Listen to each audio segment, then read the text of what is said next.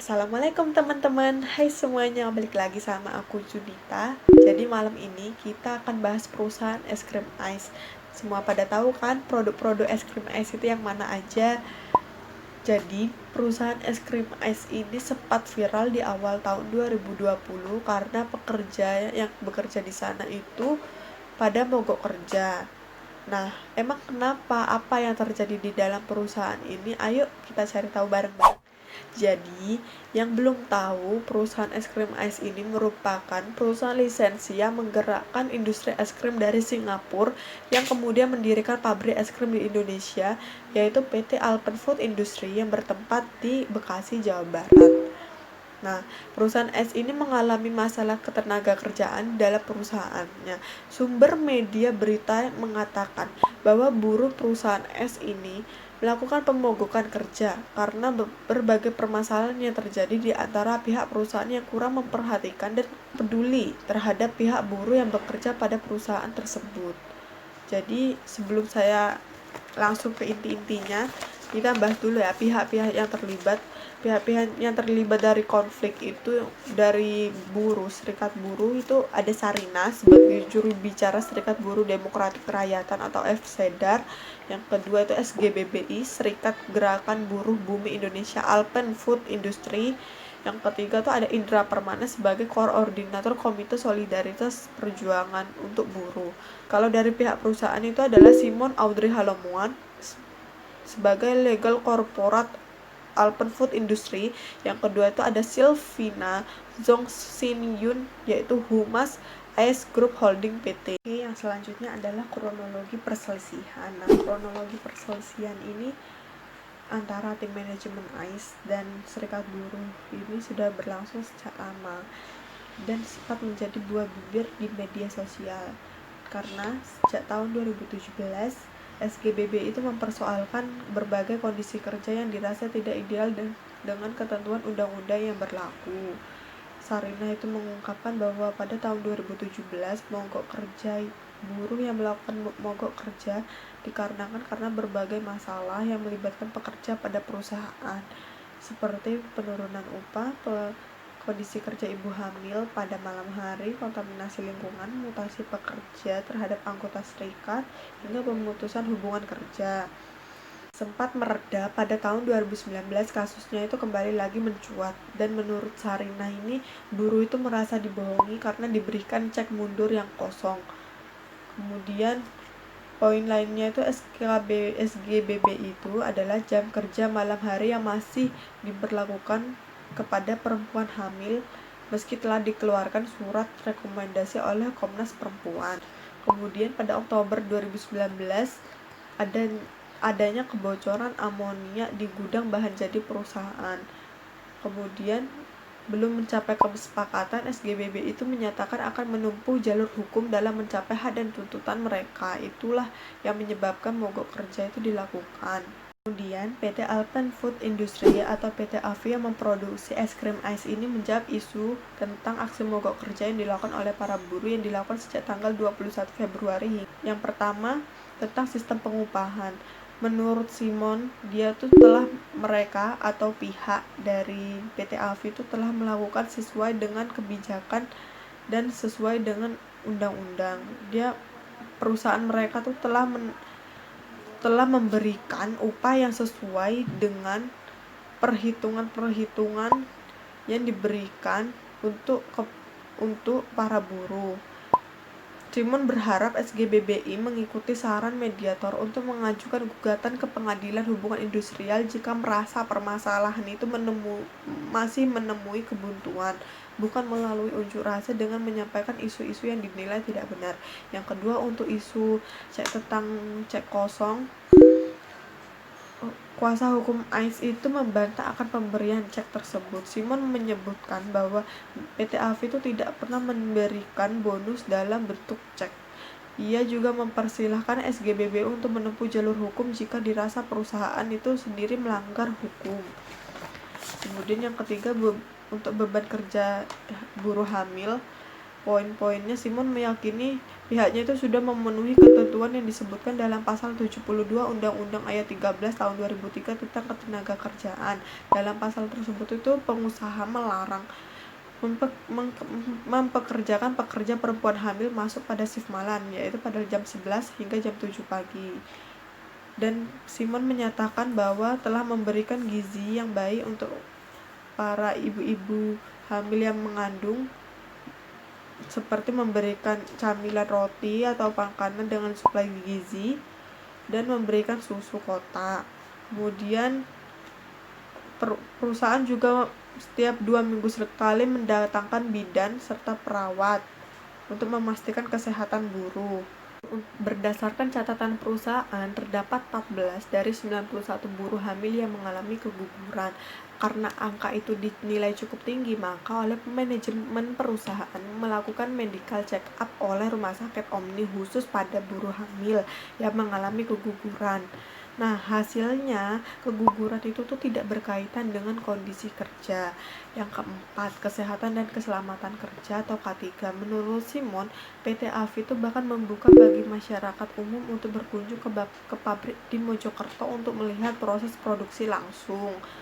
Kemudian, jika karena tuduhan yang kurang tepat kalau media mau melihat pabrik industri langsung, monggo dipersilahkan. Yang kelima itu adalah rumor tentang mutu es krim. Nah, sedangkan Simon menegaskan PT AFI adalah pabrik yang sudah mendapatkan nomor registrasi dari BPOM melalui audit mekanisme sistem keamanan pangan jaminan mutu ISO 9001-2015 hingga sertifikasi jaminan keamanan pangan HACCP. Jadi analisisnya itu ya, yang terjadi itu yang pertama komunikasi yang terjadi di dalam perusahaan es krim Ice ini menurut saya tuh masih kurang berjalan dengan baik. Kita tahu kan tadi ada beberapa kesalahpahaman, seperti perusahaan itu yang sebenarnya tidak memberikan gaji atau bonus melalui cek, tetapi para buruh malah mendapatkan informasi seperti itu. Padahal kan komunikasi itu di dalam perusahaan itu bisa dilakukan dengan pemberian informasi dari pihak manajer perusahaan kepada bawahan atau ke tenaga kerjanya. Manajer itu bisa memberikan pemberian informasi melalui web WhatsApp ataupun metode website perusahaan es krim Ice. Nah, dengan demikian komunikasi di dalam perusahaan itu tuh akan terus terjalin dengan baik dan perusahaan mengalami kemajuan dan kelancaran dalam berbisnis. Nah, komunikasi itu juga perlu dilakukan agar perusahaan itu mengetahui kondisi lingkungan yang dialami oleh para buruh saat bekerja, sehingga perusahaan itu bisa memperbaikinya. Terus yang kedua itu adalah dinamika konflik yang terjadi di dalam perusahaan Ice. Nah, dinamika konflik ini nih terjadi di dalam HRD perusahaan atau Departemen Manajemen Perusahaan yang belum melakukan tugasnya dengan baik. Nah, Departemen HRD kan memiliki tugas untuk menjaga reputasi perusahaan agar tidak jelek di hadapan publik kan. Nah, seperti konflik yang terjadi pada 2019-2020 ini, perusahaan itu masih belum menemukan titik terang terkait perundingan yang diajukan oleh buruh pada tahun 2017. Padahal sudah mengadakan 5 kali pertemuan dan perundingan tentang ketenagakerjaan, tetapi masih belum bisa diselesaikan hingga membuat para buruh itu geram. Seharusnya jika masih tidak menemukan titik terang sampai sekarang, itu perusahaan itu harus membawa perundingan itu menuju ke ranah hukum agar mendapatkan hasil yang lebih jelas lagi. Terus yang ketiga tuh kurangnya pengendalian yang terjadi di dalam perusahaan. Nah, di sini perusahaan es krim Ice ini masih belum bisa melakukan fungsi pengendalian dengan baik, karena pengendalian dalam perusahaan itu kan dapat berupa perencanaan yang seharusnya perusahaan Ice ini memiliki rancangan usaha yang lebih dalam dan lebih baik dari tahun-tahun sebelumnya agar tidak memunculkan konflik yang sama. Nah, kejadian tersebut ini menyebabkan tenaga kerja yang mogok kerja hingga terkena PHK. Pengendalian sumber daya manusia dalam perusahaan itu bisa dilakukan dengan melanjutkan proses pengawasan, melakukan penilaian dan dalam evaluasi terhadap tenaga kerja yang kemudian memberikan koreksi atau perbaikan perusahaan dan memastikan bahwa semua proses berjalan dengan baik sesuai rencana dan tujuan organisasi perusahaan itu. Pengendalian dalam perusahaan itu sangat penting agar konflik yang terjadi di dalam perusahaan itu dapat diatasi dengan baik dan konflik itu tidak akan terjadi. Nah, dampak bagi lingkungan internal dan eksternal perusahaan PT AVI itu tuh dampak internalnya itu buruh banyak diberhentikan sehingga perusahaan itu kekurangan karyawan. Yang kedua, perusahaan itu mengalami kerugian karena banyaknya rumor yang beredar di masyarakat sehingga pendapatan perusahaan AS itu menurun. Yang ketiga, Simon menyatakan aksi mogok kerja itu sudah mengganggu operasional produksi dan merugikan perusahaan sebab dari 11 line produksi yang dijalankan hingga hari ini tanggal 27 Februari 2020 hanya 7 line yang berjalan yang menyebabkan produksi tidak maksimal dan sudah mengalami kerugian. Untuk dampak eksternal, yang pertama itu masyarakat tidak mempercayai produk dari perusahaan AS karena produk yang dirumorkan itu mengandung mikroba tapi tetap diperjualbelikan. Yang kedua, perusahaan mendapatkan image atau spekulasi buruk dari masyarakat tentunya karena rumor, lagi-lagi rumor atau isu bahwa perusahaan AS itu melakukan eksploitasi terhadap karyawan wanita hamil.